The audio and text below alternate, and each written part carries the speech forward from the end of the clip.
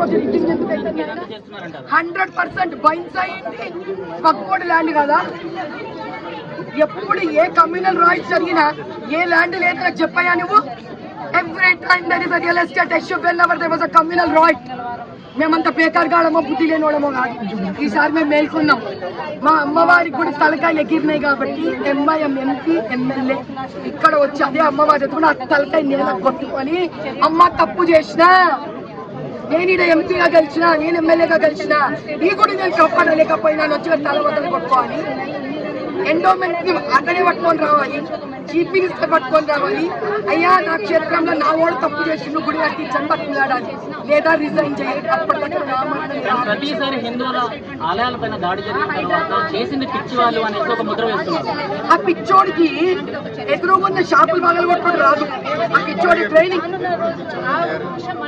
ఆ పిచ్చోడికి షాపులు పగలు కొట్టుకోవడం రాదు. ఆ పిచ్చోడికి కెమెరాలు పగలు కొట్టుకోవడం రాదు. ఆ పిచ్చోడికి కరెక్ట్ గా అమ్మవారి గుడి తాళం మాత్రమే పగలు కొట్టి తలుపులు తెరుచుకొని గోడ టైల్స్ నేల టైల్స్ పగలు కొట్టుకోవడం రాదు. వాటికి తల పగలు కొట్టుకోవడం అసలు రాదు. ఆ పిచ్చోడికి చూసిందిరా, ఇక పిచ్చోడు వాడిని కొట్టుకోడంట. కరెక్ట్ గా పోయి అమ్మవారి తలకాయలు లేపి ఆ పిచ్చిలో మళ్ళీ తలవాళ్ళు కొట్టుకుంటాడంటే అది కూడా చేయడు.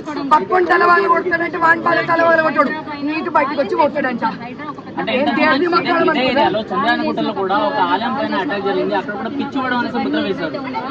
ఆంధ్రాలో కూడా ఇలా పిచ్చి వాళ్ళని ముద్ర వేస్తున్నారు. ఎందుకు అంటే మైనార్టీ వర్గం వాళ్ళు చేస్తున్నా కూడా దాన్ని కప్పిపెట్టడానికి ఇలాంటి అబద్ధాలు ఎందుకంటే వీళ్ళు పిచ్చోళ్ళని సర్టిఫికెట్ ఇస్తే వీళ్ళ మాట ఇన్ని ప్రభుత్వాలు ఉన్నాయి కాబట్టి ఈసారి వాళ్ళు పిచ్చోళ్ళు కదా, పిచ్చోళ్ళని ఇద్దరిని నా కెమెరాలలో చూపించమనండి. 10 మీటర్ల దూరంలో పోలీస్ స్టేషన్ ఉంటే ఈ కెమెరాలలో పిచ్చోళ్ళు ఎందుకు పడతలేరు? ఈ కెమెరాలో నాకు పిచ్చోడు కావాలి ఇప్పుడు, అర్థమైందా? మేము పిచ్చోళ్ళమే, మేము పిచ్చోళ్ళము. ఆడ పిచ్చోడు తల దగ్గర కొడతాడు అమ్మవారిది, మేము పిచ్చోళ్ళం. ఎంఐఎం ఎంపీలు వచ్చి తల నెత్తికేసి కొట్టుకోమని నేను పిచ్చిదాన్ని, నేను అడుగుతా ఇప్పుడు. ఆమరణ నిరాహార దీక్ష, ఎంపీ ఎమ్మెల్యే రిజైన్ చేయాలి, లేదా వచ్చి అమ్మవారి దగ్గర క్షమాపణ చెప్పాలి. ఈ రెండింటిలో ఏదైనా ఒకటి జరిగితేనే నేను ఈడకెళ్ళి లేస్తా, లేకపోతే సచ్చేద్దాక నా శవం మీద నుంచి వెళ్తాను. ఇప్పుడు ఈసారి తీసుకో.